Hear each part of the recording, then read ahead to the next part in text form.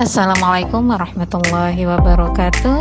Ketemu lagi di channel kita. Untuk kesempatan kali ini kita akan membicarakan tentang kelanjutan dari materi teks pidato persuasif. Kita akan masuk ke menyajikan teks pidato persuasif. Pada pembahasan kali ini yang akan kita bahas adalah pertama itu jenis-jenis pidato, kemudian yang kedua hal-hal penting yang harus diperhatikan di dalam teks pidato. Kita bahas yang pertama itu jenis-jenis pidato berdasarkan tujuannya.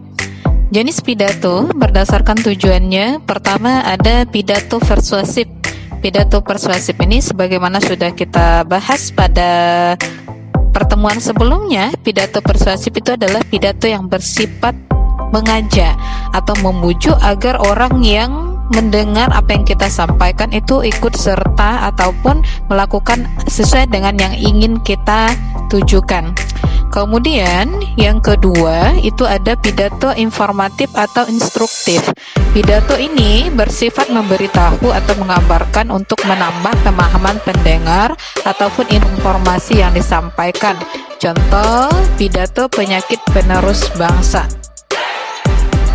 Kemudian yang ketiga itu pidato rekreatif. Pidato rekreatif ini adalah pidato yang sifatnya menghibur sehingga muncul suatu kegembiraan di hati pendengar. Misalnya seseorang menyampaikan pidato tentang kebersihan lingkungan. Jenis-jenis pidato berdasarkan penyampaiannya.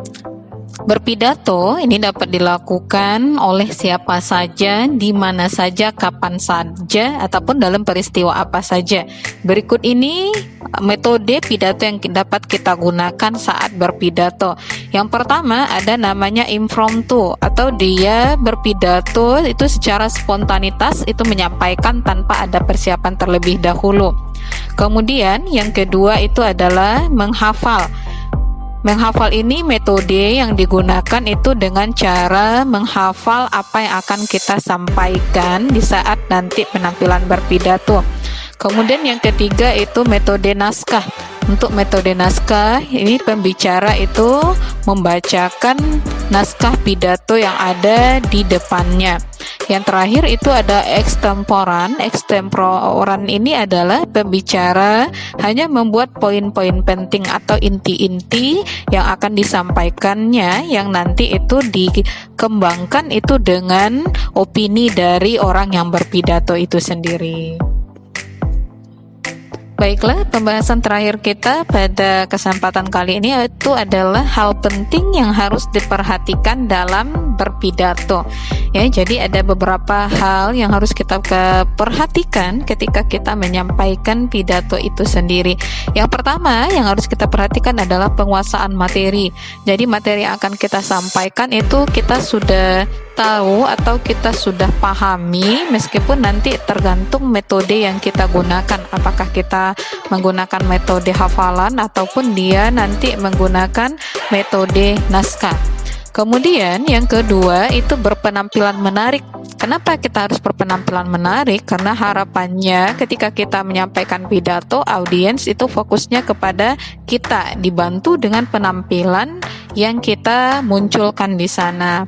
Kemudian yang ketiga itu berpidato dengan singkat, padat, dan jelas. Artinya kita menyampaikan inti-inti ataupun hal-hal penting yang nantinya dari apa yang kita sampaikan itu tujuan kita itu tercapai dan bisa dilaksanakan oleh audiens. Kemudian yang keempat itu menggunakan intonasi dan mimik wajah. Intonasi ini adalah tinggi rendahnya suara kita ketika kita menyampaikan pidato, sedangkan mimik wajah berarti raut wajah kita. Ketika misalkan pidato kita itu berupa isinya kesedihan, maka raut wajahnya juga harus sesuai dengan isi yang akan kita sampaikan. Apakah suasana itu sedih, tapi kalau dia bahagia, berarti bahagia bisa saja nanti intonasinya dia agak tinggi dan dengan wajah yang ceria.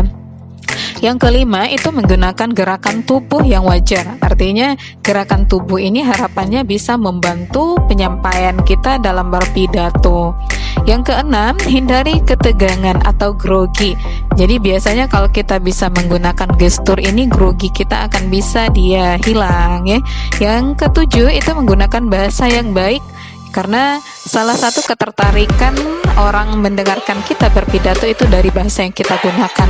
Bila bahasanya itu baik, artinya mudah dipahami, maka audiens itu tertarik dengan apa yang kita sampaikan. Tapi kalau kita menggunakan bahasa yang sulit ataupun bahasa-bahasa yang hanya dipahami oleh beberapa kalangan, maka biasanya orang tidak fokus.